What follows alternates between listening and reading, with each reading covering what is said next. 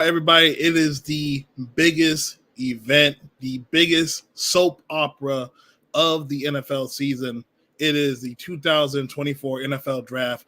Day one is here. People, we finally been waiting after 4 months of long draft fatigue, crazy arguments, wild debating, and nasty takes. We're finally here, and we're going to have a long show for you guys, special edition of Enter the Lab podcast. And right after this, we'll be leading to the Red Zone DC Media special NFL Draft Day 1. Kick it up with your team. It's time to enter the lab. My fault. What happened? I'll eat his Popeye. This man says eating some Popeyes. Commercial. Ready for a break. Hey, this clip. Wipe your hands. Wipe your hands. Commercial. We over here about to die thirst over here. I ain't gonna meet you today, bro. And that's work. That's work. For 60 minutes, bro. That's the only job we got to do today, bro. What you playing for? What you playing for? What you playing for? What y'all?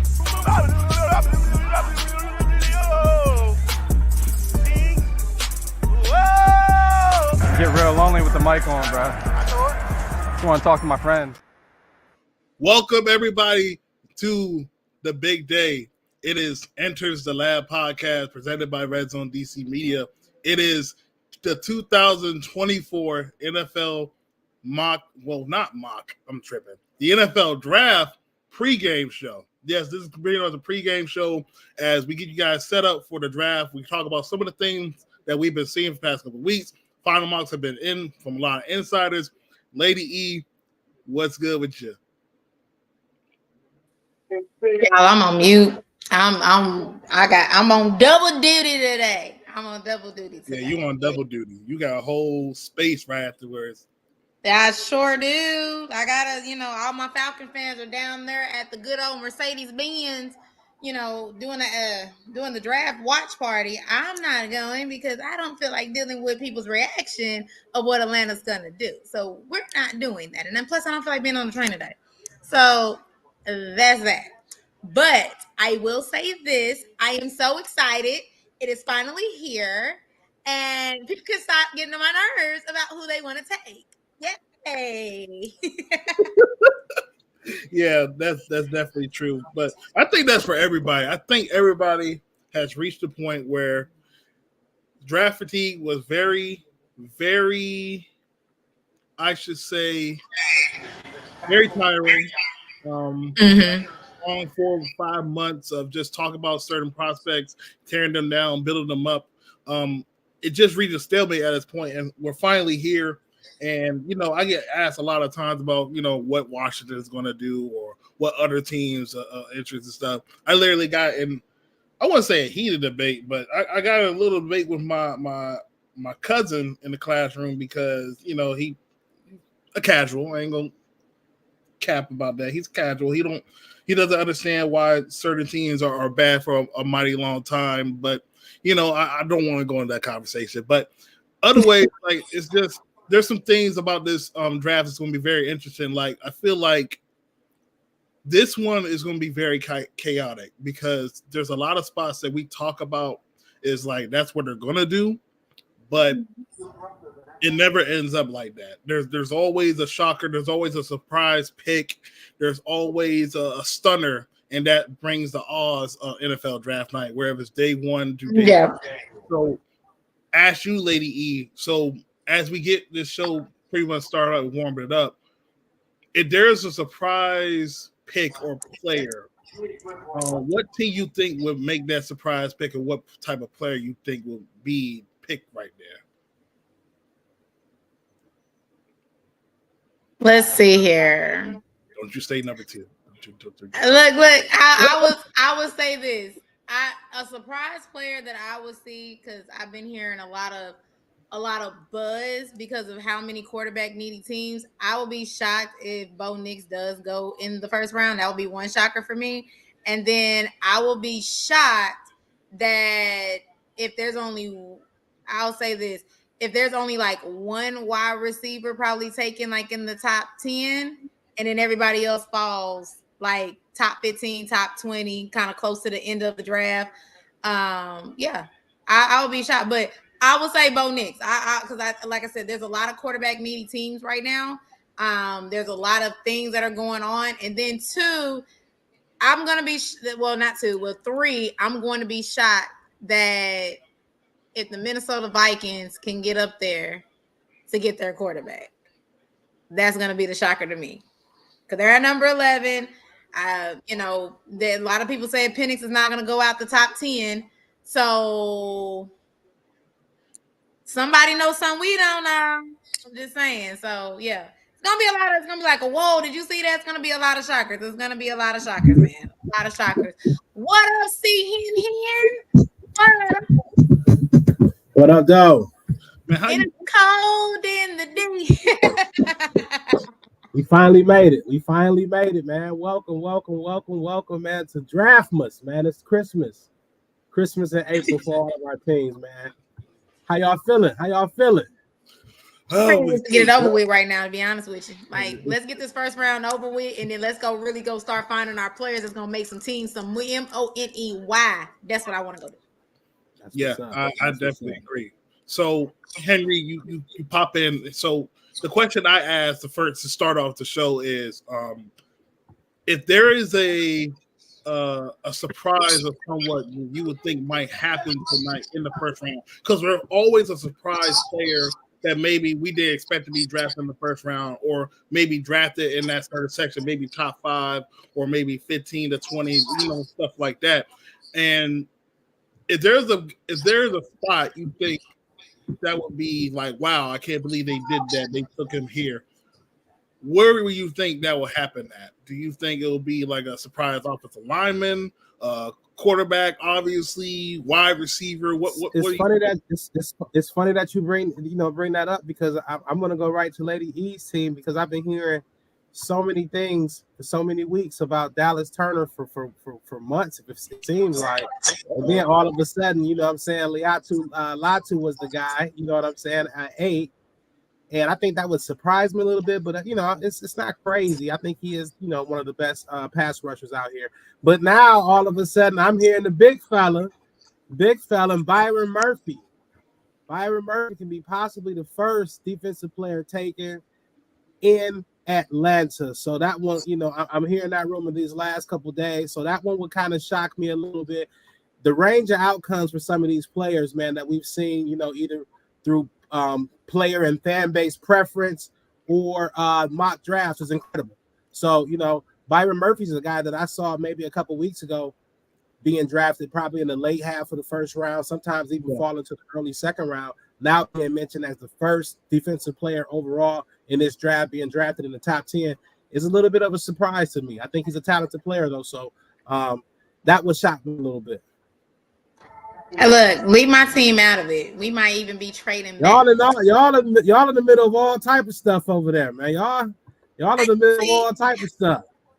Look, I'm gonna send a shout out to the hometown kid, AJ Terrell. We hope we get that contract done this year. Number 24. See, I'm representing for my defense. I'm trying to bring luck so he can draft the defensive player, because I was gonna wear my Kyle Pitts, but I don't want to bring that luck to that offense. I want that defense. So yes. That's what I want. But I mean, I'm excited to see what Atlanta's gonna do. I'm excited I really want to see what these commanders are going to do, because it's gonna take us a minute to get down there to see Henry and they squad. So we ain't worried about them until later on. When we sleep. I'm hoping to be able to stay up for my pick. But exactly, we sleepy. Definitely, gets intriguing that too, man. And what's crazy is I did not expect the debate to go, for however long it's been, whenever it started, to go right up into the ninth hour of the draft with their fan base about which guy they want, which guy they don't want, who's going to get behind who.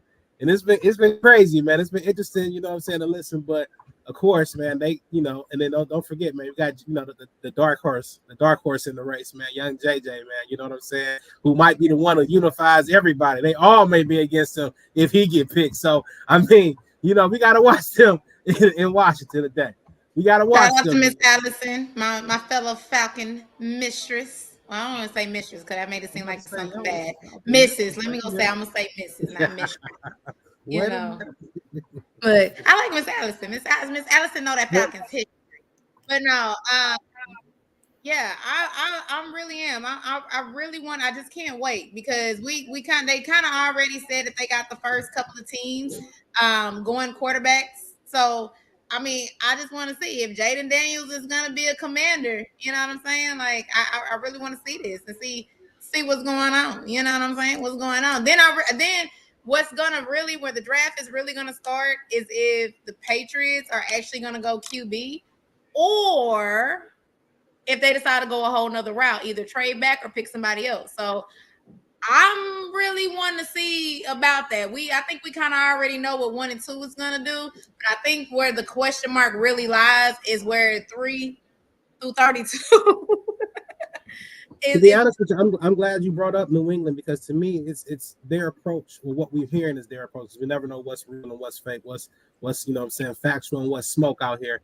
But for them to trade down, like, are they trading down to possibly still target a quarterback, or are they just saying they're punting on this class, or they feel more confident? I mean, just, you know, this is all speculative, but are they saying they feel better about possibly going after a Bo Nix or a Michael Penix possibly in the second round or late first round? They do have some areas to definitely, you know what I'm saying, get better at or field, if you will, on the offensive side of the football. You know, when you look at the class next year of quarterbacks, they don't look that impressive. You know, Cam Ward, Ewers from Texas, but they don't look that impressive. So would you be possibly passing up on a couple of good quarterbacks? And again, they have a chance to be, you know, to get what some people are calling the prodigal son, if you will, and what's his name? I done forgot his name. I done heard his name so many times right now. I done forgot his name. Drake May.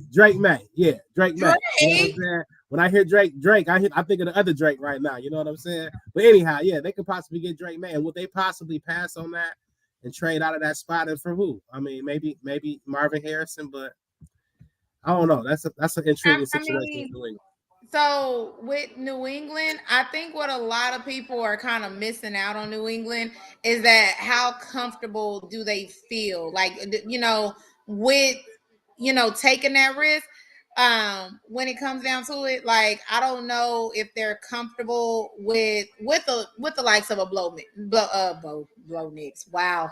Bo Nix. I don't know if they're comfortable with that. You know what I mean? Like, again, just like Jay Mix said, that this is the highest they have ever picked in a while. So they'll be crazy to give this spot up, because who's to say that maybe next year they probably won't be able to get that opportunity again to draft that high to go get somebody if somebody does come out of this next year's class. So they are a very big wild card in my honest opinion, and like, because we just don't know exactly what they can do, because they can go so many ways. I will say Let's this. be real. I'm feeling a real funny kind of way, and I'm trying to be respectful and encourage everyone today, because today is a great day. But looking at what New England did this offseason, looking at what they currently have, even with this draft, I mean, I think odds on favorites, they're going to be in the top 10 to 12 picks next year as well. I'm just saying. I'm just purely projecting and estimating. I'm just saying. They just need a lot. They need a lot on that offensive side of the ball, and maybe that's their stance. Let's move back and get a crap load of picks, and then kind of build up the team that way. And again, because they are, not a new organization, but they're under new management, if you will. New GM, I believe. How are they going to, run their draft, and how they're going to handle this situation? I'm hoping that it's done in the proper way, because, I know they gave Jared Mayo the job. And, I root for everybody, what I'm saying, of my hue. And I hope they just set that boy up for success over there some way. But that he just a tad bit darker than. Well, you know what I'm talking about. I got you. But yeah, it's interesting to see in that division, man. I think the Jets have gotten better. We're gonna see what they do tonight. Buffalo is gonna be in the mix to kind of get some players. I don't want to say they got worse, because they got mad at me when I said that. You know what I'm saying? But they got some holes to fill as well. And Miami, they're still a very, very formidable opponent up there. So NFC, what is that? I'm sorry, AFC East. Pardon me. I'm a little slow today. Don't worry, Bobby, baby. We got It's draftmas. it's draftmas. It's So draftmas. I think with that thinking, I would definitely agree with the fact that New England might be a little bit further away than some of the teams we see in the top 5 and top 10 overall, based on the skill position and some deficiency we see on that roster. So it's more than likely that they might be, well, not might, they'll probably be in that position next year. And I don't think they want to take the risk of going to a class that's not be as strong, but they're going to be boosting anyway because the media wants to boost the quarterback position so much to get these guys the fame that they deserve. But to be honest with you, Drake May would be the best quarterback, in my opinion, in that class if he was 2025. So if you need to go get your guy of the future, you had Jacoby Brissett, let him sit for probably a whole year, let him sit until you build around him that next year, because they need wide receivers. They need offensive line. They need to get just playmakers to help this team because this team is very devoid of talent. So I'll be very shocked if they take an offer to take a Drake May 3 or Jada Daniels. I'll be shocked, and I'll be interested in who they target after that. Not at the quarterback position, just this period. What players that they prioritize as being more important to their team and culture and foundation than one of these quarterbacks. New England's offensive coordinator is Alex Van Pelt. He came from Cleveland. We gonna see. We gonna see. I like my bird. I see my bird. I like my bird. Okay, I'll stop.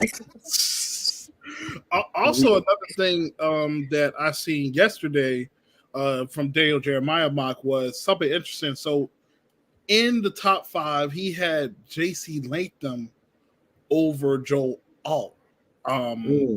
So, and you guys know with Daniel Jeremiah, the past couple of years, when he hears some things, his mock drafts be formed, and they're about 84 to 85% accurate. So I don't know where that type of rumor comes out saying, the Chargers go all the way and just take J.C. Latham or Joe Alt.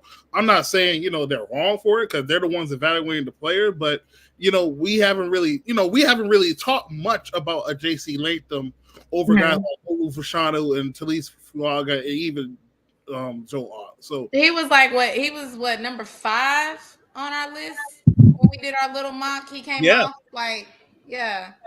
I'd be honest with you, Nick Saban actually mentioned him today, earlier today, and I know they were talking about the Chargers, kind of what the Chargers are going to do with that pick, because we all know the Chargers need a wide receiver. We know that, you know what I mean? But we also know that somebody has to protect Justin Herbert. Now, this is your ex-head coach for the Michigan Wolverines.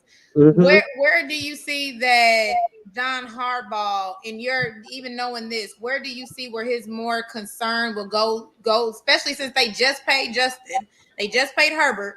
Yeah. Okay. Where would be the target to go? Will it help get him the weapons so he can have weapons to pass to? Or do you think that the protection is going to be a little bit more higher than a wide receiver need? I ain't gonna hold you, man. I have no idea what Jim's gonna do. You know what I mean? It's been a long time since he's been a head coach in the league. The league has kind of changed since he's, come back. But I think he will kind of, stay and stick to his roots. I think there's a really good opportunity that they trade back with Minnesota. If Minnesota's interested in coming up to get Drake May or JJ at 5, I think that he would love to do some work with pick 11 and pick 23, and also they own pick 37 as well. So that would give them 3 picks in the top 40. And again, they could retool their team in a number of different ways. I look at them as having needs at the wide receiver spot. This is a very deep wide receiver draft. I look at them as having possibly trying to fill that offensive tackle spot opposite of Rashawn Slater. And this is where J.C. Latham comes to play. Again, tough player, SEC player, Power 5 player. I know that Jim kind of likes those type of guys. Relatively young, if I'm not mistaken. I think he's a 3-year guy.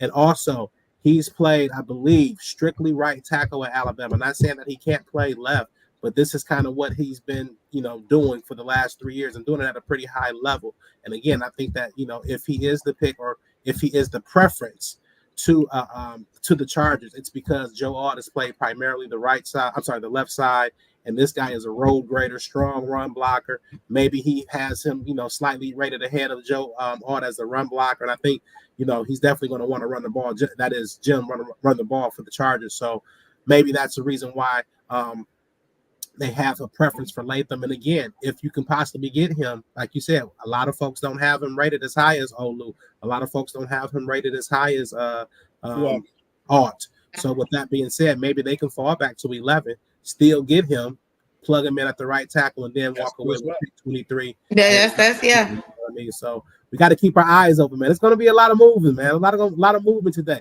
and that would facilitate him getting his boy JJ to whoever team wants him, increasing his bag by moving up. And it's a family ordeal today, baby. It's a family ordeal, baby. I'm so dead. So my question is, if the Chargers do decide to move back from that 5th spot, who do you think is going to be the first taker?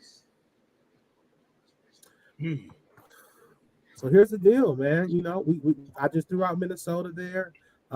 There's been some talk about the Giants possibly trying to get in front of a team like Minnesota. So maybe it's a bid off between the Giants and possibly Minnesota trying to get to either 5 or maybe possibly 4. A sleeper team, man. Y'all gotta get the podcast, man. Y'all gotta get the Fellas Present Sports Rap podcast as well. I'm gonna share the information here as well. But I put out the draft list edition today, episode 89. Man, go see it on Spotify. But again, I talked about today a sleeper team possibly trying to get one of these quarterbacks who are falling. The Raiders, man, sitting there at 13. If for some reason Minnesota can't get up to possibly 5 or 6 or 4, and they kind of feel, well, you know what, we're going to kind of sit back and wait and see if JJ falls to us at 11. A team like the Raiders can possibly move up in front of them, trade with a team like Chicago, with Atlanta at 8, with Tennessee at 7, can get in front of these teams who possibly want a JJ or Drake May if there's some type of fall and get their quarterback of the future. So, and they have second round capital as well. So we got to look at the Raiders possibly throwing their hat into the, what I'm saying? I don't even know what I'm trying to say right now. I'm telling you, man, it's hitting right now, man. We elevated right now. But you know what I'm saying? Getting involved. That's what they're trying to do. On draft day, they're trying to get involved. You know what I'm saying? And make a move possibly for their quarterback of the future, man. I mean, that makes sense. That makes perfectly good sense. I mean, Minnesota is sitting there at 11. You got Denver. I'll say Denver can be another sleeper too. Even though they got a Zach Wilson just now, I don't know if they're just like, hey, we're gonna take Zach and we're just gonna wait until next year. But they could be another one to say, like, hey, let's go out there and go get us a quarterback this year. So the thing about it is it's pretty funny because the most quarterback needy teams are really like in the top 15. For the ones that really need, they're really in the top 15 right now. So when you kind of look at that type of situation and you kind of go look at the quarterbacks, you're going to want a top quarterback, but you're going to be fighting with Chicago and the Commanders, and I don't think they're coming up. The only one that might wiggle a little bit will probably be the Patriots, but the closest you're going to get is going to be 4. You see what I'm saying? But how high some of these teams may have some of these quarterbacks ranked on their boards is really going to determine how far they move up to go get them. So I'm not 100% sure. Like, I say the closest that somebody's going to get is 5. I feel like some of these QEs, like they even that fall at 4, I feel like that's like you're like the San Francisco 49ers jumping up above us to go get Trey Lance at number 3. You know what I mean? That's how I kind of look at it right now. I feel like the best spot to really go trade for and to go get your guy is going to be number 5. I feel like at 5, then we can have that conversation with some people. But like I said earlier, and I agree with you. I agree with you probably 99%, maybe about 97%. But this little 3% is for the folks who possibly think that Malik Neighbors is the number 1 guy. Is the number 1 receiver. If you feel that Marvin Harrison is the guy at 4 is going to be the number 1 receiver, then yes, he's probably not falling no lower than 4, and at worst he'll be at 5. But if you have a belief that somehow Malik or Rome is the number 1 receiver on your personal team's board, then you can kind of finagle a little bit and say, you know what, we may not have to go that high to get him because he may fall. Something they might start working for the quarterbacks, and then somebody takes Marvin Harrison at 5, and now somebody at 6 who has Malik rated a little higher than some of those other teams that have him could possibly fall into their lap. Be honest with you, I think there's a lot of teams, honestly, that would be that have Malik Neighbors a little bit higher. Yeah. Right now the way the Cardinals are, rumors have it the Cardinals are willing to come off of number 4. That just shows me that they don't rank Marvin Harrison that high to go at number 4. They rather probably give that to a team, collect some more draft picks, and build from there.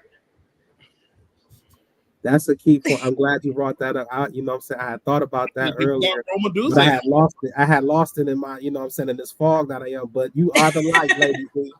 You are the light.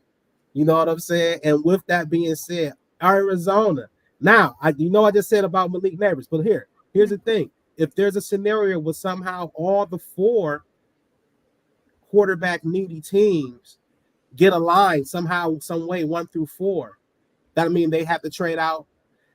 They have shown through their maneuverability last year in the draft that they are willing to trade out, trade back up, and get who they get. So yeah, they can still have Marvin Harrison somehow, maybe the top guy on their draft pick. But if they feel somehow they can trade out and somehow get back up to 5 and get back up to 6 or wherever they think he's going to fall, they can do that. And they sit here they can do that because first of all, they have, I believe, 11 picks. That I don't know if it's the most this year, but I think Arizona does have the most picks in this draft because of what they got.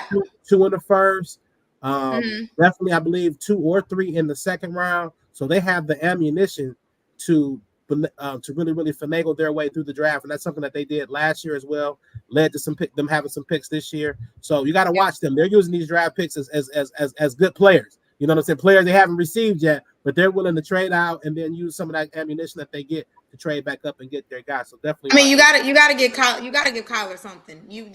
This is not your guy.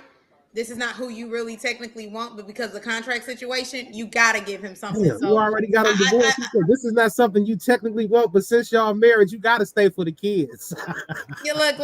What's the saying? It's cheaper to keep them. It really is cheaper to keep them at this point. Okay, so. It's like you have to really kind of sit there and take a look at it because again, I feel that 4 and 5 are very movable. 6, I feel like the Giants can technically move too, but that's if they're not going to try to put Daniel Jones to the side and go get them a quarterback. You know what I'm saying? I'm gonna tell you right now, I think they need to go get them a quarterback. I ain't gonna lie. Now it might not have to be JJ, but if I'm them and somehow, some way, Michael Penix is there late in that draft, late in the first round, or somehow falls in, I believe they have a second round pick. Don't quote me on that again. I'm elevated and I'm cloudy, baby. It's draftmas. But with that being said, if they can possibly get Michael Penix in the second round, I would definitely look to make that move because, Danny Nichols is not it. Danny, I stole 40 million dimes is not it. And I don't know who's the backup. Was it Drew Lock? Did you said Michael Penix in the second? If he falls that far, if he falls that far, that's my guy. That's one of my intriguing storylines. I'm watching this draft, and I don't know if we're there or not, but don't let me forget. I need y'all to be my light. I hear you. I don't know, man. I just don't see it. I just think like. With how these teams are going to be moving up, trying to get a guy, trying to get it for, this year. We just talked about like 2025 and stuff. And, the Raiders, they try to make us budge and stuff. And so far, we obviously said we're not moving. New England, possibly a moving spot. But then you got to think about Minnesota. Minnesota probably have the better ammo in terms of moving up than probably some of these teams. I think you look at that. And I just think like Michael Penix and Bo Nix are obviously going to be boosted up and have first round consideration. But I will say this. I do think, to your point, E, I think Bo Nix has a high chance of being a first rounder, but I think it will probably be in the late 20s. And I would watch out for Philadelphia probably talking to Denver so Denver can move back and get some assets because they need some help as well, not just at quarterback. So Yeah. Philadelphia can try to get one of the top players in the draft. They give them maybe a second and a third, and helps Denver out, and then they can take Bo Nix somewhere in the 20s. Yeah, I think that's a great point. Now let me ask you. I'm sorry to cut you off. I'm sorry, but I got to ask both of you guys this. Guys and lady. Let me get it together. So you said Bo Nix with the 20th, whatever pick they move back. I think it's 22 that Philadelphia has. Mm-hmm. So quickly, both of you guys have Bo Nix ahead of Michael Penix? Bo Nix ahead of Michael Penix, but I think that Bo Nix is going to be that one that could sneak in and be the first one that we probably have labeled a third round pick that could be sneak up into the first round because of how much needy some of these teams are, and they probably have reevaluated Bo Nix and feel like that he could, because the next person after Bo Nix is really going to be a Sam Howell, or you can say a Spencer Rattler. Who else? You want to say Sam Howell? He re-entered the draft. Sam Howell. That's Sam Howell. Y'all know Sam Hartman. There you go. Sam Howell. Y'all done threw him back in the draft. Look, that H got me. But I won't be 5th round this year. But again, it's. I mean, you got a lot. You don't really have any good picks, and even with my team, when we were saying that we wanted to probably pick up a quarterback, probably in the 2nd or 3rd round, that would have been a Spencer Rattler. You know, right now, but the way these teams are needy at quarterback, even though we probably can think that we could probably get a Spencer Rattler in the 3rd round, I feel like a Spencer Rattler is going to pop up in the 2nd round due to the fact of some of these quarterback needy teams. Like, it's too many. And it's not enough pickings in this draft like that outside of the top 3 of what anybody can consider the top 3. So when you're looking at it, Bo Nix can make his way up into the 1st round. I feel like he will be the first one. I think when you look at, when we're talking about the probabilities, can it happen? I think both of them can be in the 1st round. I like Penix a little bit more than Bo Nix myself, but I do think that we talk about range of outcomes. I think it's less likely that Bo Nix becomes the 1st round pick before Penix. And I think I can see some of these needy teams, like a team like Denver, like, if a situation where you trade back and get some additional capital, I can see that possibly happen. But also I can see that additional capital being used to possibly draft one of these quarterbacks, because I think, yes, these teams are needy, and yes, sometimes their value has been boosted, but they also have some other needs. They also have, grades on some players who are, and maybe I'm wrong, everything is subjective, but again, maybe they have some guys who are severely, graded higher than these quarterbacks. And I don't think, like, I will find it, and maybe, I'm wrong, and we're going to find out, like, but if they say a team like Denver can't trade back, right, and they're stuck at the 12th spot, and again, they got holes all over their team.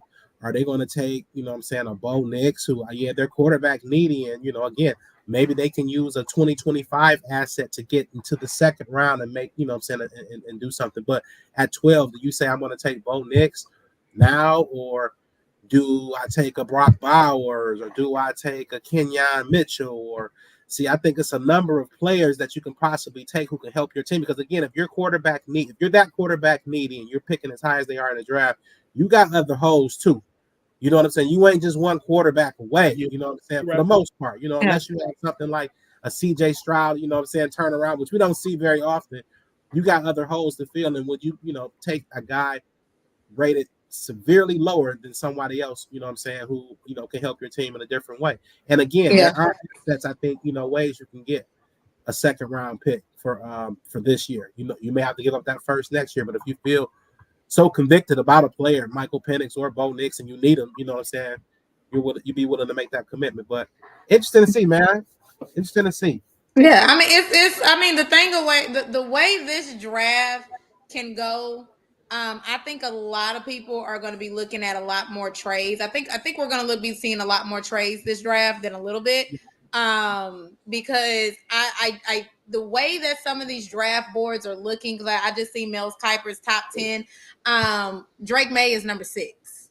Penix is not even in the top 10. Okay, he's not. You literally had Caleb, and Jaden Daniels with the 2 quarterbacks. I mean, he even put Brock Bowers over Joe Alt. So again, the way some of these boards are really shaping out when it comes down to the ranking of these players, I don't know if some of these teams are going, some teams are going best player available, with they're going BPA, or if they're going to go after their needs, because I just feel with so many teams just need a quarterback. There's some teams who are not probably rating some of these defensive tackles, because again, we already know the CB class is not that strong this year. The wide receivers class is strong as hell this year, and then you have the offensive line that is very strong as well. So could we see possibly that this first round be mainly mixed in on the offensive side with a sprinkle in of a little bit of the defensive side? Because I don't feel like a lot of people are raking some of these defensive linemen, like, the edges, the linemen, the cornerbacks, because normally we see a good cornerback go in the first round. I don't only see one.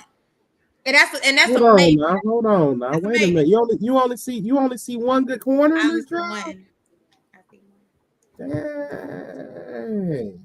I hope the rest of the evaluators see it like you see it, and they let a couple of them fall back to us at 29. You know what? I hope everybody see it like you see it. I hope they do.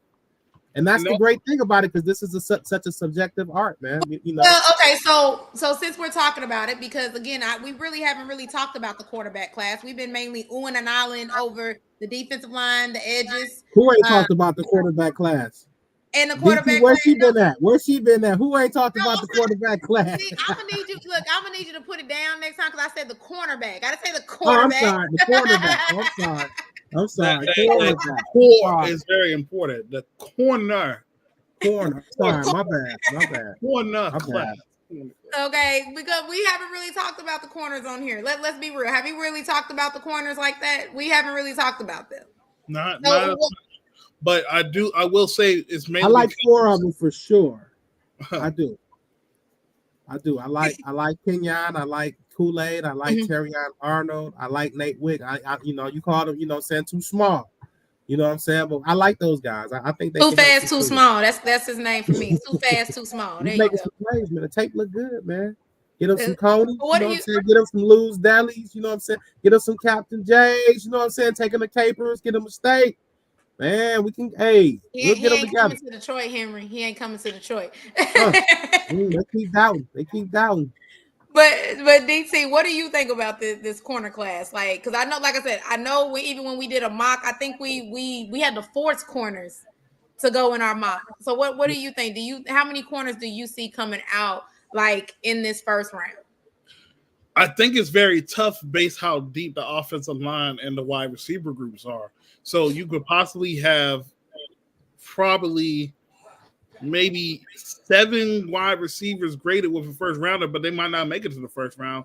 And a lot of offensive linemen at the tackle spot. It's going to be a run when you get to around that 14 to 32 range of wide receivers that help these quarterbacks that need help, and offensive linemen and teams are dire need, such as Washington, who's planning to try to trade up with hopefully other guys that's trying to get a tackle or wide receiver with that 5th-year option as an asset. So the corners are kind of taking a hit because there's no Sauce Gardner, but I still think that they are some solid young talented corners. We see like Quinyon Mitchell. We saw him at the Senior Bowl, had a great pre-draft process. Terrion Arnold, Kool-Aid McKinstry, the 2 duo from Alabama.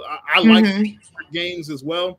But there's also some late guys I have been looking into, like Cam Hart from Notre Dame, Ernest Rakestraw from Missouri. There's a lot of corners, even TJ Tampa. So, but I think because how deep the offensive class is this year, like people who are like super seniors and stuff, the wide receivers, these corners are going to fall into the second round, and these teams, they're going to get some guys that can play some ball. And I think that's going to be a better situation than you want them to be first rounders, but a lot of these corners are good in my opinion, and they're going to fall somewhere in the second round. And to be honest with you, man, the draft really starts, man, on day 2. The really first round is great. You know what I mean? And if you hit on your first round pick, that's great. But you really should hit on that first round pick. To be honest with you, the draft starts day 2, day 3. Those third round picks, those fourth round picks, those hidden gems, those guys you bring in who are, you know, think they're going to be good, but you can develop them. And again, hopefully they become, you know, more than what you think they are. And again, just like my boy, you know, Amon Ra, you know what I'm saying? Speaking of Amon Ra, you know what I'm saying? 3 years later, $120 million later, man, look at you now. Fourth round pick. That's what we talking about. We need another one, just like another one. We need another one. Yeah.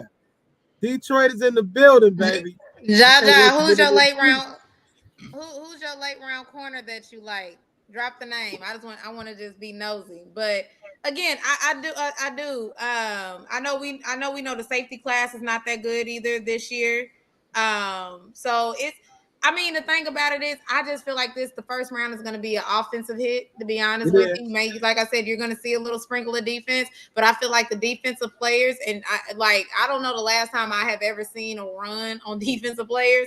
But we're going to see a run on defensive players in the second round if there's a lot of good guys that fall to that second round. We're going to see a major run on that because, again, I think a lot of people are so focused on the offensive side of the ball this draft that's what we're going to see. Like I'm gonna give you a proceed with caution on that though. Why? Not because they're not not bad defensive players, but I'm going to tell you because of the depth of the wide receiver class, guys who get picked up in the second round, because we're not going to have but one tight end in the first round. I believe we can get one or two tight ends to get drafted in the second round. I don't know how many interior linemen are going to be drafted in the first round. I can see 2 to 3 of those guys getting drafted in the second round, along with another 3 to 4, no, maybe 2, at least 3 offensive tackles. And then I do see 1 or 2 of these running backs coming off the board. So I think we're going to. We haven't really talked about the running back class. It ain't really much to talk about. You want to talk about Blake? You want to talk about Benson? Benson, in my opinion, would get a lot more respect if he didn't have the injury concerns. Same thing with Brooks. I like those guys in terms of their ability and in terms of their size. Blake, undersized, did everything on film, but there's going to be some questions about him. Can he, carry the whole load? But you know what I'm saying? No did he. Bucky Irving. I quit. Bucky Irving. It's draftmas. Let's have some fun. He said, baby, we have fun when you mention Diddy. No Diddy, I'm just gonna count it. But yeah. So when do you think a running back is gonna come off the board? Like I know he's probably saying the second, but do y'all really see a running back really coming off in the second round? You know what? It wouldn't surprise me if they don't. But I'm gonna tell you, I think how long can the Dallas Cowboys wait on getting them a running back? You know what I'm saying? Can they wait? They're one of the main teams that's probably going to get a running back in the second round. That's what I'm saying. How long can they really wait? You know what I mean? And my boy Jim Harbaugh came out and said, man, if his boy Blake is there, he may grab him again. If they get these extra picks in these early rounds, he may pick him. He may overdraft him at 37 in the second round, possibly, or maybe grabbing the third. I don't know exactly.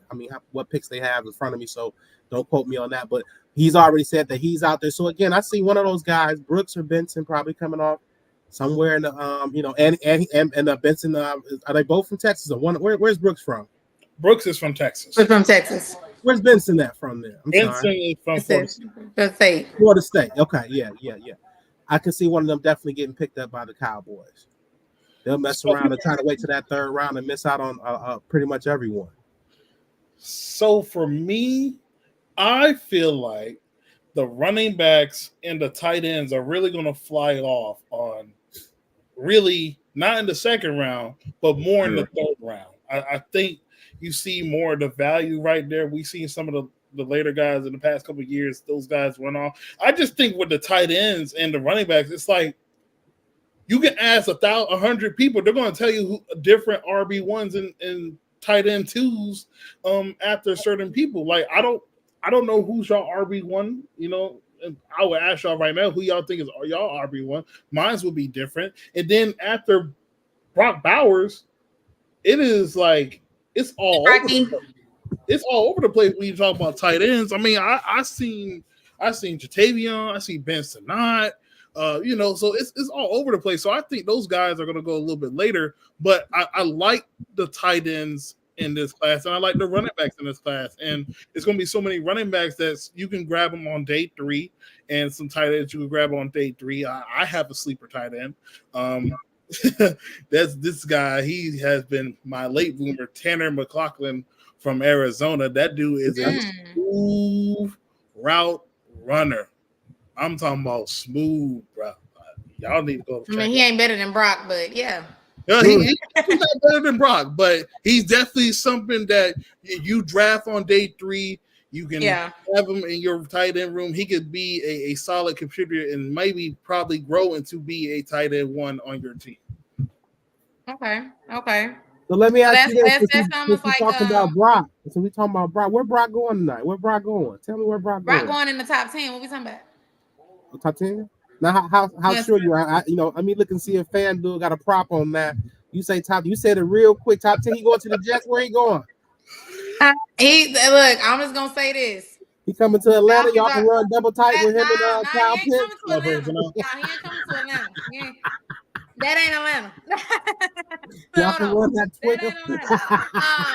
No, he's not coming to Atlanta. But I'm going to say this: with Atlanta having number 8 possibly be open, don't be shocked that some of them later teams that are like in that 15 to probably 25, 30 range might pop up to go get them. The key is they got to get in front of the Colts, because a lot of Colts fans are saying that they want Brock. They got to get in front of them. And then the sleeper on that is going to be the Jets. They got to get in front of the Jets. So I think those are 2 good spots for him. I think I think the Jets going to have a decision to make. Do they want to go offensive line or Brock? Early in my own mock, I did, give them an offensive lineman, and then I did have Brock going to the Indianapolis Colts with Anthony Richardson. Man, that'd be a nice little weapon for him.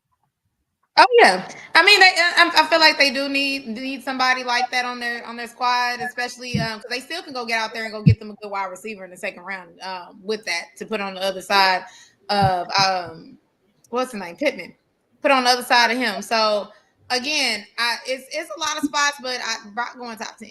I don't see him going past anybody else. I think Brock is going to go top 10 because, again, the way probably some of these teams are sitting to go get their quarterback is going to be a team like, well, we don't need another. I just want I want a good offensive person.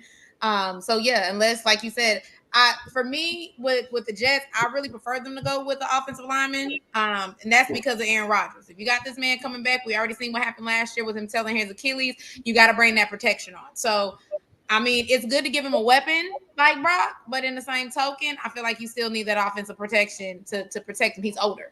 You know what I mean? And that's one thing that I always said about Matt Ryan. You can't not have a offensive lineman that's not good or a line and hold that's not good when you have an older quarterback. You have to protect that quarterback.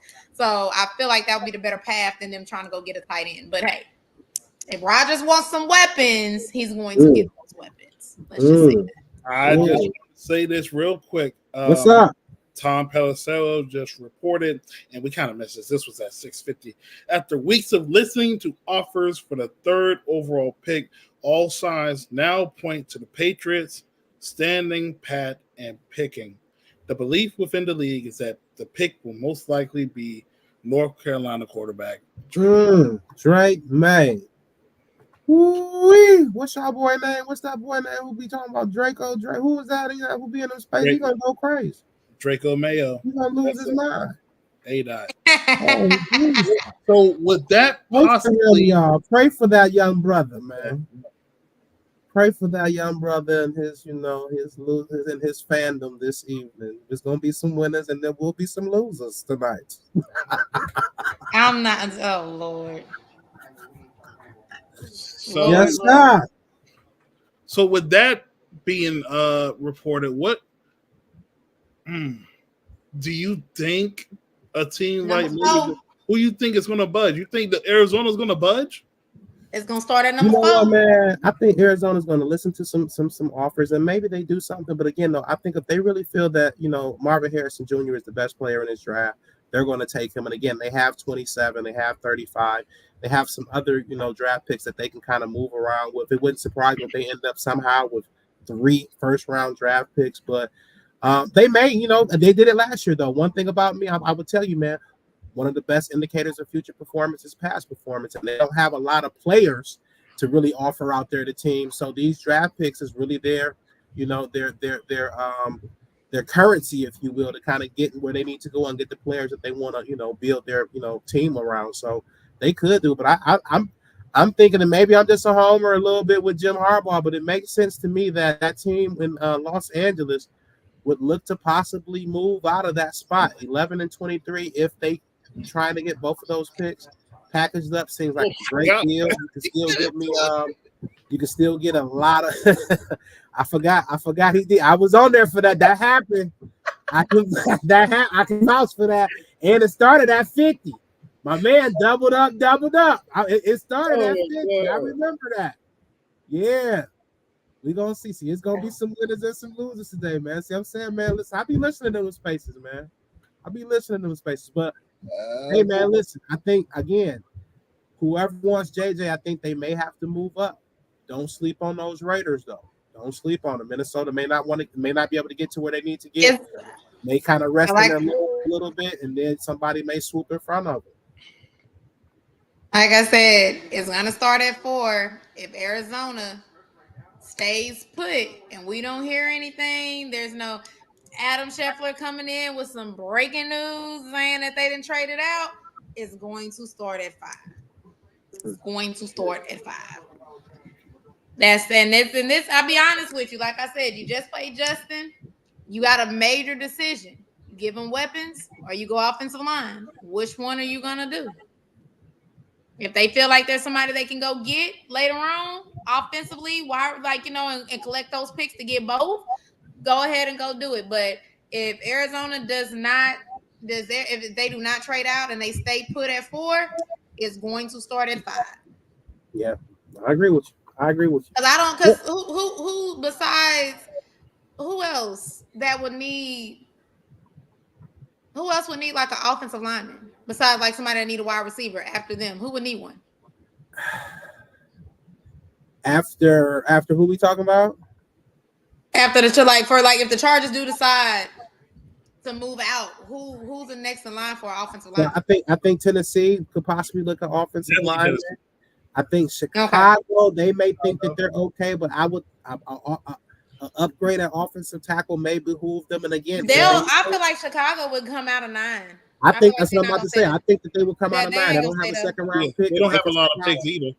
If they can somehow get a second round pick and probably stay in that top 15, they may decide to look at an offensive tackle instead of a wide receiver because they can get that player possibly later. So I think there's a lot of teams. We talked about with my mock draft, we gave Olu to New Orleans. Yeah. I feel like New Orleans we gave the Raiders. We gave the Raiders an offensive lineman to put on the other side of Colton Miller in our mock draft. So there's some need for those offensive linemen, and then you got Pittsburgh there. I don't know if it's interior because you gave them Amirius Mims. See, the mind is coming back, baby. It's getting less foggy. I might have to refog in a minute. When I see these offensive linemen, I just know Batman's about to do some work. But it's offensive linemen. It's their day to get paid, baby. They cashing checks tonight. Yeah. I really. But see here. Okay, so here's the thing with because you say you want to keep an eye on Penix, and here's my thing with Penix because he throws from his left, he needs a right. Where do we see? That's my man. I'm gonna tell you, man. Michael Penix and his possible outcomes, man, has me really, really intrigued because I feel like talent-wise, he's amongst one of the better quarterbacks. But again, that lack of feel in the pocket, that lack of really being able to deal with the pressure, and then with you showing that you have the mobility or the speed to move around, that's a real lack of feel. How big of a problem is that? Can you improve on that? Is that just natural? Can that be coached up?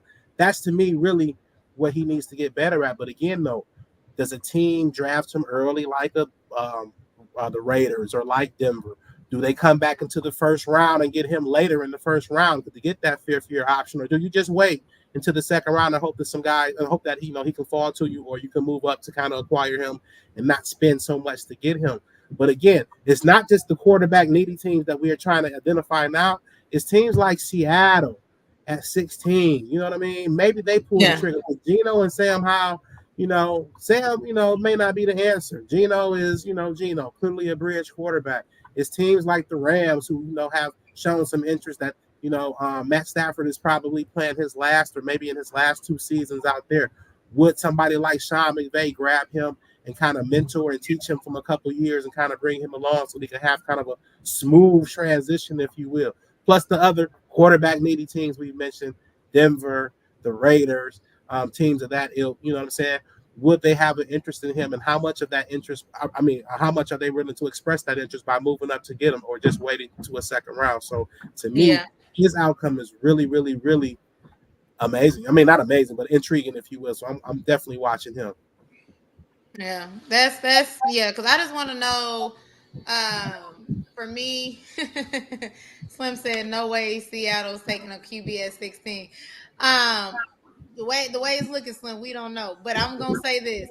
The only reason why I'm asking this is because he's not like the normal quarterback that needs a left tackle for his blind side. He needs a right tackle. Yeah. So I some of the teams might be a little bit limited. I know he can't come to the Falcons with our right tackle. I'll say that right now. Well, no, he can't. Oh, I forgot about Atlanta because I have heard that little rumor that y'all might be sneaking up in that round too. What y'all 38, 39? What y'all in that second round?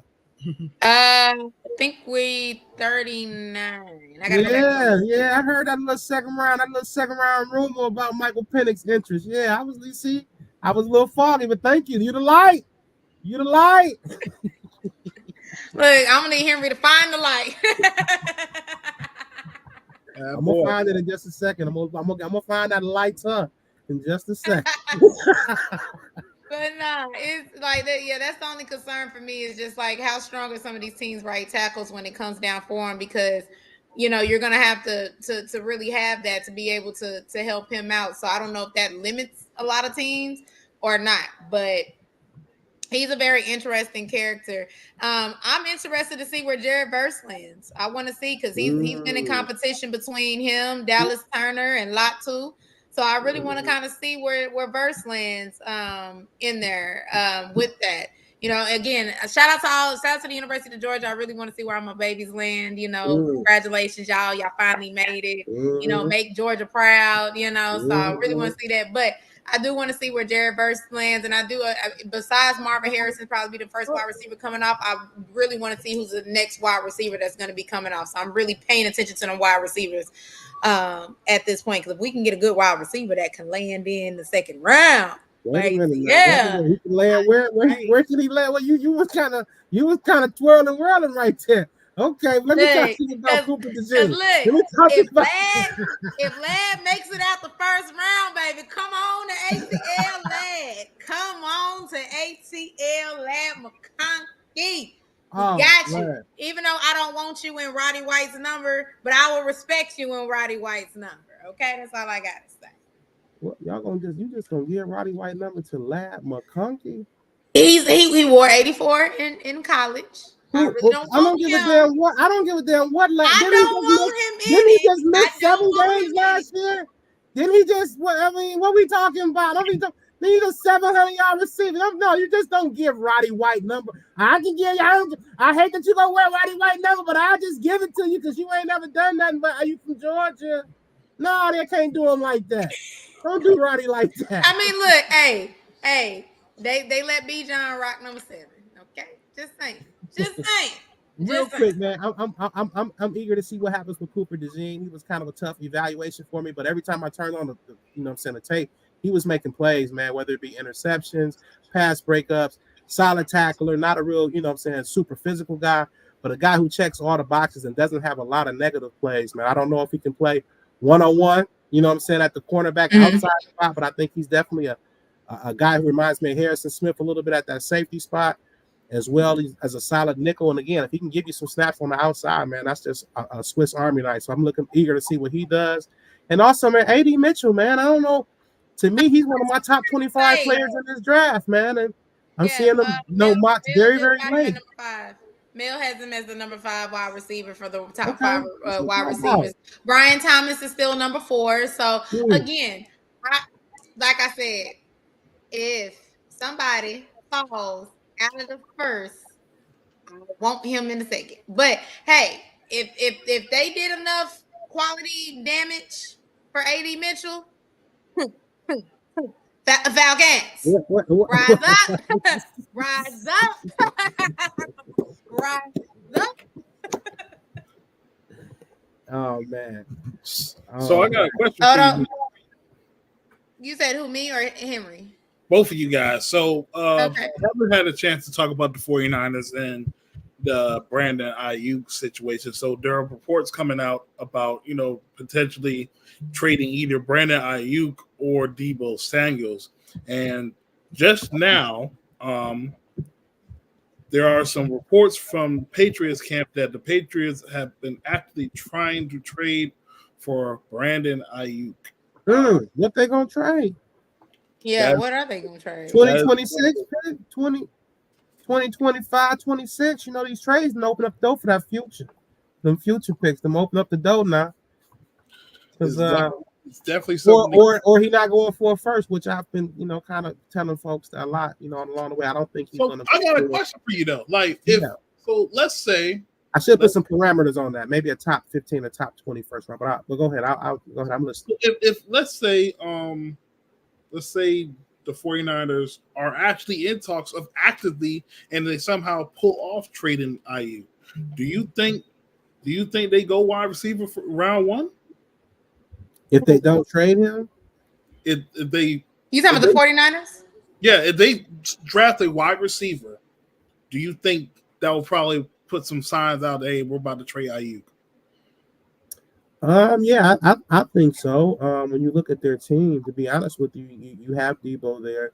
You have Ayuk. Well, I heard Deebo on the chopping block too. They trying to either get rid of Deebo or Ayuk. Yeah, I mean, yeah, and that very well could be true. Because if you ask me, if I had to get rid of one of them, you know what I'm talking about, he would be the one. But maybe that's in the works as well. But that would be a signal to me that somebody is probably on their way out. You know what I mean? Either from financial reasons, from production reasons. To be, honest with you, I like Deebo a lot as a player, but to be honest, he's had that one really outstanding year, and otherwise it's been kind of just, solid to good. And it's had some years he's dealt with some injuries as well. So I can also understand that, we can probably get more, by paying less. So it would be the signal to me that they want some more production out of the position, and they are possibly looking at shifting someone out the door for financial reasons. Say this, you don't put nothing past the 49ers, but if you really kind of look at it, where are they? They're sitting at number 31, right? Mm-hmm. So I would say this: if they stay put and take a wide receiver, then we can kind of be like, we're leaning to there. Rumor has it that they're looking to possibly in the 2 trade up a little bit. Now, if that actually happens, know for a fact whoever they trade with, I feel like that's probably where Ayuk or Deebo is more than likely is gonna go. I kind of feel they're gonna be included in the trade, is what you're saying? I feel like that would be that, so they won't have to give up a lot of draft capital. That's my thinking too, because it's like if you're going to so you basically saying no, they're not going to get a pick. They're going to be part of they're going to be part of a pick swap, and they're the incentive. Because the thing about it is the 49ers just got back their first round after what, two years after that trade for Trey Lance, who's not even on the team anymore. They just got back their fourth round. I don't think the 49ers want to be in the business of losing picks when they got to replace some of these players that they, in a sense, don't want to have to pay. Because again, they still got to pay Purdy. They just paid Deebo. I think Kittle still needs to be paid. They still got to pay some of them defensive linemen that they got over there. So they got a couple of contracts that are coming up. I don't think the 49ers are going to be in the business to lose that much draft capital to try to trade up. Like I said, if they stay put, then we know that it's going to be a trade likely coming probably after the draft or during the draft if they can find somebody to offload him for either one of them. But if they decide to trade up, I feel like they're going to use that. They're going to use one of them as asset to trade up, so they don't have to give up that much draft capital. That'll be interesting. I'll say that. I think that if they do move up, it's going to depend on really how far they go. I don't think or who they got their eye on.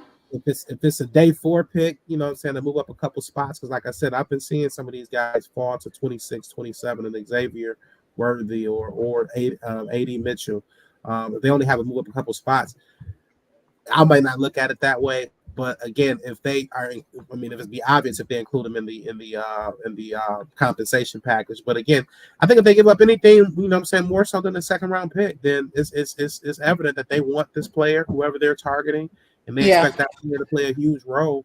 And one of them is going to be out the door. Yeah. Like I said, I feel like you said, I feel like if you see the aggression of them trying to move up to get their player, one of them is out the door. But let me ask you this though. Can they take a wide receiver and neglect the offensive tackle spot? You know what I'm saying? McKivitz was kind of I ain't gonna say terrible. He was very average over there at that right tackle spot. And I don't know how old, you know what I'm saying, how old Trent is, but it seems like Trent been around a long time.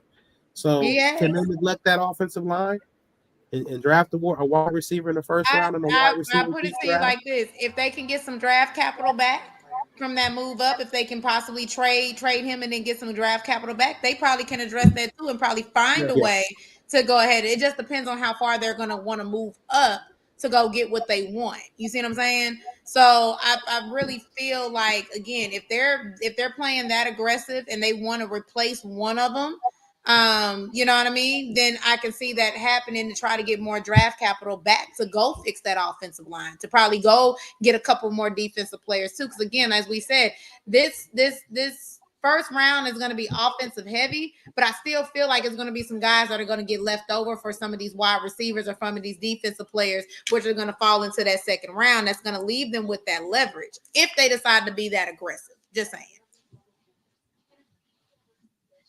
Just saying. Yeah. We almost there. We almost there. Countdown what we gonna do? That 22 minutes. What we gonna do, Brad? We moving up. What we gonna do, bro? Hold on. Wait, Henry. We gotta give a special shout out to the Commanders. We gotta let them have their moment because we already know Chicago already got they number down, already got who they want. The paper's already in. Y'all about to be on the clock. So, Commander, I got my left hand up for y'all. I got my left hand up for y'all. You know what I'm saying? We stand as cousins. I got a cousin coming into town, right? Matter of fact, we met up with him when I was in Atlanta or whatever.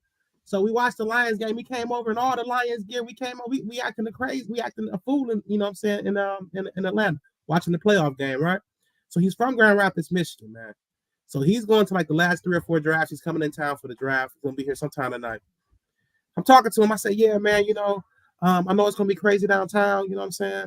You know, what time we getting out? So we talk about that. He's like, yeah, you know, I'm a Commanders fan. I said, what? I said, what do you mean? What do you mean? He's never lived in DC, but somehow he's a Commanders fan, man. So yeah, man, you know, we cousins, man. Literally, we cousins, man. I've been telling y'all that. We cousins, man. Commanders. Let's go. Put the left hand up. It don't take 15 minutes to run up that ticket. Put your left hand up.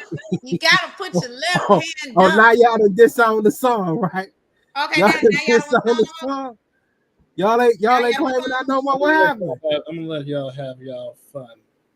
I'm just saying. Y'all about to be on the clock. Said left hand up, DT. Y'all are about to make the biggest decision of your life and finally get y'all a good quarterback. And right now, you can't see it. I'm shaking in my Crocs. He's shaking in his Crocs. Oh, I thought I heard something else. I'm saying my ear's not clear tonight. Look, Henry, just put your left hand up. You know what I'm saying? It's drafting. So I'm getting old, we already know Chicago done already gave them the paper. Like, you ain't just do the fake countdown or whatever. The paper already in. Y'all on the clock. Y'all on the clock. Are you ready? You ready to get Jay? You ready to get Jada Daniels? I had Ready one to get question. Jada I Daniels? did have one question. I think I already know the answer, but I want to go through the exercise anyway. One player that you would be disappointed that your team drafted tonight. Tonight. You already know. I don't even know. We got to go through the exercise. You already know. We got to go through the exercise. You already know. We got to go through the exercise. But I want to say this. Tonight, we don't need to be a hater. We don't have to put nothing extra on it. You already know. And leave it there. Wait, hold on. Karma is out tonight. Hold on, DT, before you say it. Karma is out. Let me tell you what happens when you say stuff and get on the wrong side of karma. The person that you prefer ends up not falling your way. The person you hate ends up falling in your lap. Or the person you prefer you get, but the other person is better. So I'm going to just tell you, be easy with it. Don't put too much sauce on. Don't put no mambo on it. Be easy with it. You could just wait. Who is talking about? Go ahead. I don't hate him. I just want to take him at 2. That's all. I will trade back and get him. Talking about Drake? No. I'm talking about good times. Oh Lord. Yeah, Dynamite. You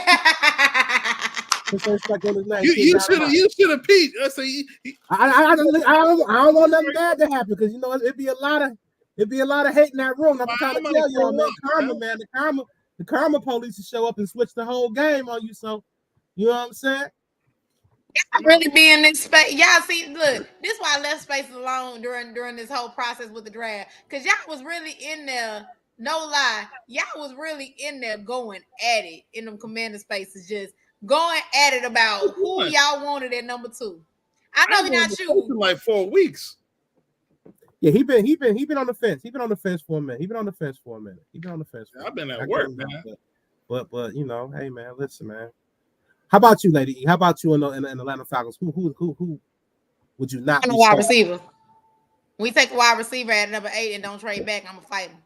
Wrong? You'll be somehow wrong come to you, ain't? Wrong come to me at number 8. I'm gonna fight him. We can go get somebody else.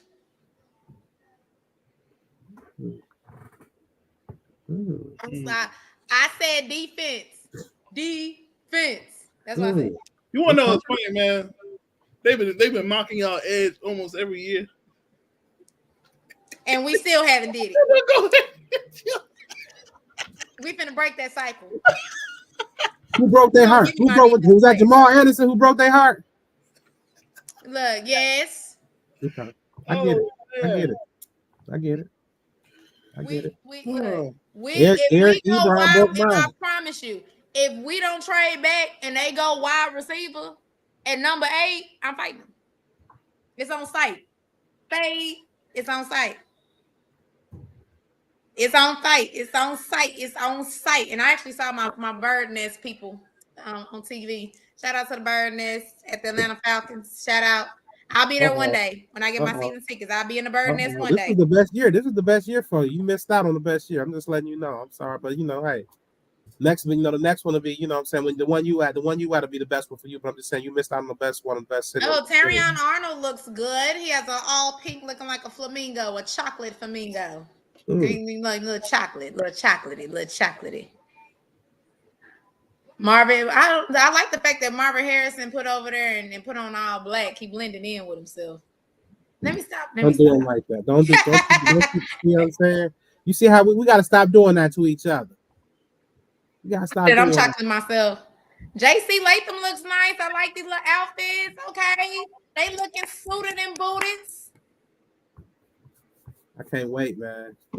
Can't wait. And all this waiting. I don't think Brad done yet. I think my bold take is we getting in the top 20. I don't know for who. Or maybe the 2025. Oh, we doing bold takes? What's that? May try to do a little pimp walking. Oh, no, we don't want Bo Nix. Drake may try to put a little pimp in his little walk. Okay, Quinn, okay. He look nice. Yes, nice young man. Suited and booted, baby. Suited and booted. I love it. What's your bold prediction, E? You said, what's my bold prediction? Yeah, what's your bold prediction for tonight? Somebody gonna reach like hell. And it's probably gonna be my damn Falcons. Who they reaching on? A wide receiver. You got to put somebody's name on that. Who would be a reach?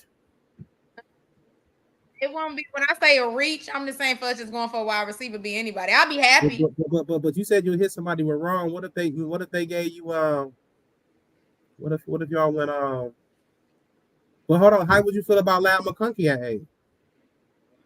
I'll be a Put reach. you in the real bind. Put you in the real bind. They'll put me in a real bind, but I'm gonna call it a reach. That's a reach for the toilet paper. I'll call it a reach. She ready to give Roddy White number up and take this guy at number 8. No, that's a little too damn much. That's a little too damn much right now. That's a little too damn much. We got to check and make sure y'all ain't pen pals or something. That sounds a little suspicious. A little suspicious. That sounds a little suspicious. Why that sound a little suspicious? Lad can't go at 8. Lad ain't played 8 games last year. He can't go at number 8.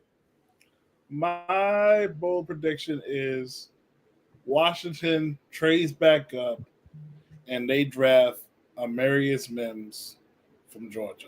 No. Hell no. Mims will not be a Washington commander. Man. That boy didn't. Why he can't be their commander? Hold up. You don't want them to be good. We still owe them a fade. What are we saying? We still owe that them is a a favor. fade. That's letting them rock for the. They need They need 2 You might tackles. have to owe yourself, cause I heard y'all about to lose draft picks. Oh yeah, when is that happening? Well, y'all done paid somebody for that not to happen this year. Why ain't nothing been announced? Why ain't nothing been announced, DT? What's going on? Because you gotta think. Broke like last week. They've been supposed to have looked at that. One of the competition committee members, it works for us, so we probably already know what's going on. Look, I couldn't let that. It's gonna happen next year. They're gonna lose it next year. They said probably next year. Flirting with the Deacon, Kirk Cousins. That's what I'm saying. They went all out their way to get Kirk. They broke their neck to get Kirk. Kirk snuck some ties and offerings in his pockets. You know what? I don't look, like I said, I don't even know how that's gonna go. I ain't even tripping about it. Just to even be honest with you, not even tripping about it. We like if we draft back, we are perfectly fine. That's just how it is. You know what I'm saying? You know what I'm saying? So yeah. He doing the commissioner doing the old man a favor. That's what it sounds like to me. Boy. They got somebody else. Yes. This draft. Yeah, you know they gotta have somebody over there singing. We got 12 minutes, y'all. We got 12 minutes before we transition to the Red Zone in the Lab live. Red Zone in the lab, man. I hope dude's got all his computing stuff together, man, his database together, man, because I want to see how the mock draft are. Now, is it each division versus each division, or would eventually it be aggregated all together? Just so I know. I don't even know what you're talking about. I was asking you, DT. You don't know? I don't know what you're talking about.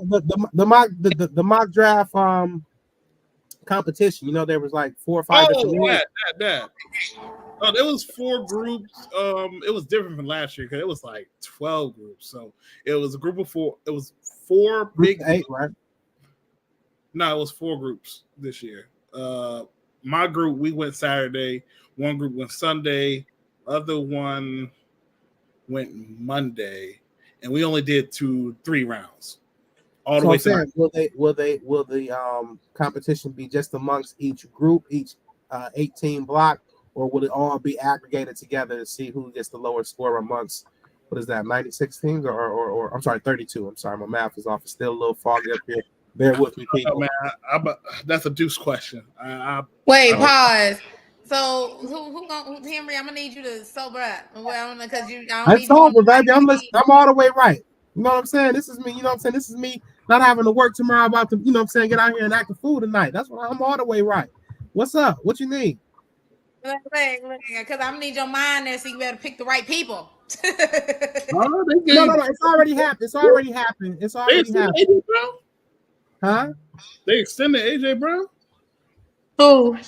Eagles. Oh, so they must have got over that rumor. Oh, listen. Now he making more than Amon Ra. So they had to get that deal done quickly. He making what's that 3 for 96? I just saw, so 31 million.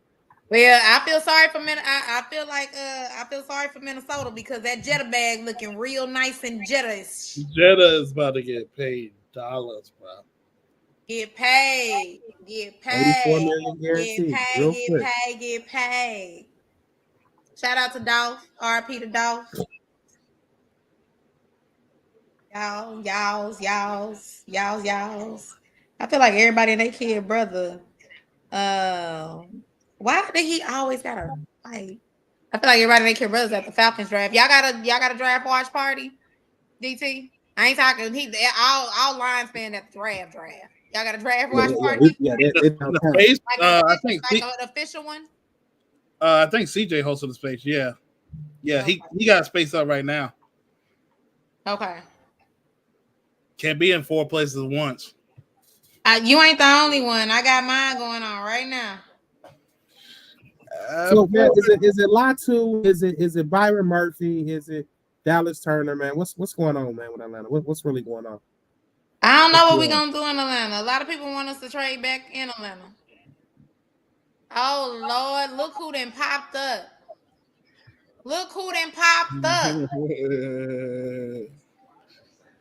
Dun dun dun. Who done popped up? It's Super Dude.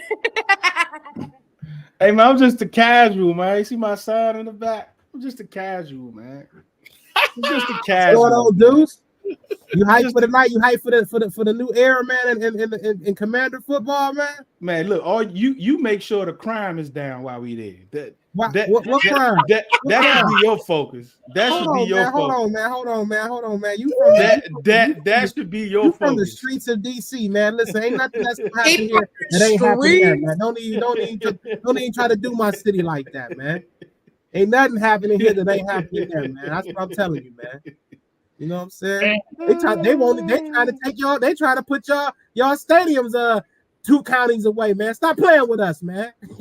Y'all hoodlums out there. Y'all hoodlums. Just give me the mambo sauce. You ready for JJ or what, man? You ready for JJ to unify the? Y'all ready for JJ? Y'all got y'all some JJ. I got my shoes right by the door to take my laps.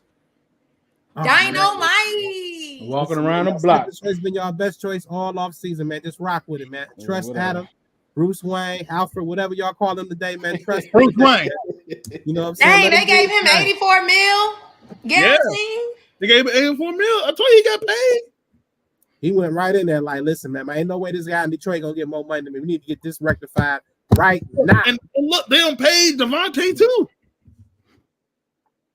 What they? Oh yeah, they just paid Devontae. What do you know? The Eagles and they paid Hurts. That's interesting. Well, you know the Eagles really didn't have that much money like that, so they have to make some room so they can sign these draft picks. That's pretty impressive. Paying Devontae Smith 3 years, $75 million. Paying AJ Brown 3 years, $96 million. Paying Hurts, what did he get? 240, 235. That's a lot. They still got Lane Johnson still on the books, right? Yeah, but that's why I think is gonna be the question: how much does Lane has injuries and stuff have been something deteriorating to him? That's why I think like a Hufaga or JC Latham playing that right tackle, put him at guard, and then that next year you transition like they've been doing the rest of the offensive line. Mm-hmm. So, Deuce, man, I just the question, man. You know, is your competition, is it going to be aggregated for all teams involved or just those individual groups? Hey, man. See, I don't even like the way your tone started with that. You know, your whole response. I don't feel your energy.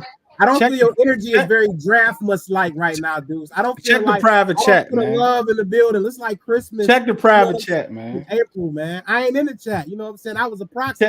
I'm just trying to private upset chat. George. All I know is y'all said George is finna win, and I'm trying to upset George, man. The bull. Check the chat. The bullseye is on George's back, man. Look at AJ Brown. Child. All right, so I'm gonna let y'all do y'all thug thizzle. Y'all know I love y'all. JJ to Washington, baby. I ain't gonna have to say nothing for months. Them spaces gonna be spicy, boy. You might not get in. Okay. Oh man, you gonna block me for taking for y'all taking JJ? You gonna block me? Oh man, That's just rude. That's see what I'm saying? They be treating you real bold, man. They be treating you real bold, man. That's just rude. Hey. But let me get over here and get to this space because I think they over there losing their mind right now. Oh boy. So let me go over here and go you know what I'm saying? And if for some reason Dallas Turner is not your guy, you know what I'm saying, go ahead and take Latu, you know what I'm saying, and you know what I'm saying, help a brother out, you know. But that Byron Murphy though, that'd be crazy though. That would be crazy. That would be crazy. About to be a party. No. No. All right, put your left hand up. Look, y'all got your draft hats yet? Draft hats. Yeah, my hat upstairs, man. My hat upstairs. But ours ain't all that cute. But right, before man, I head out, man. can I get a left hand up? Left hand up. Left hand up. Dudes don't. The left hand up. It's over. Oh man. Oh. Well, let me just say good night. To the good was nasty. Appreciate y'all turning in myself back. Hold on. You forgot I can add us back now. That's rude right there. But listen, I ain't gonna hold y'all, man. Y'all have a wonderful evening.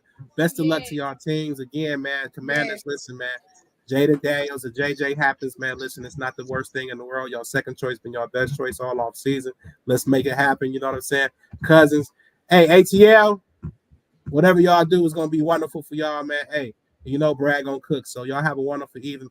Happy Draftmas. Episode 89. Check it out on Spotify. Keep checking out the Red Zone DC Media channel all night long. Next 2 weeks, man. Non-stop content. Y'all have a wonderful evening. All right. Love y'all. Bye. Peace. Well. All right, we about to jump in the one, D.